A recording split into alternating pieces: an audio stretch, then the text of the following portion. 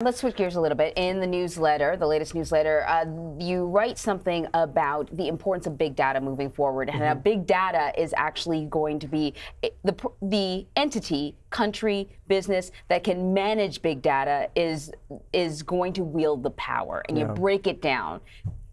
Flesh it out for us. So at Davos last week, a number of world leaders made a similar point, which is that whatever country controls big data or masters big data and artificial intelligence will be the master of the 21st century, right? If access to oil and energy was what defined geopolitics in the 20th century, control of data and technology will be the defining characteristic of the 21st century. I think there's a couple different ways to think about this. One is just on the level of what is done with personal data, right?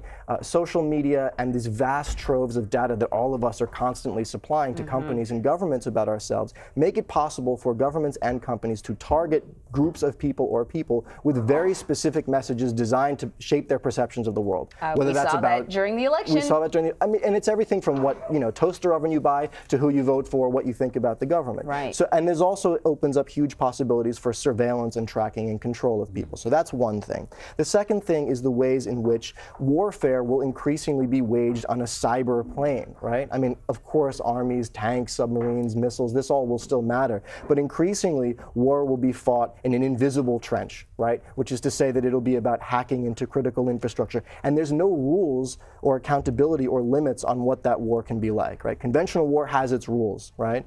Cyber war doesn't. And I think the last thing, we've talked about this before, is just the ways in which technology and automation will reshape societies. Which countries can master that challenge and meet that challenge, and which ones fall behind. Yeah.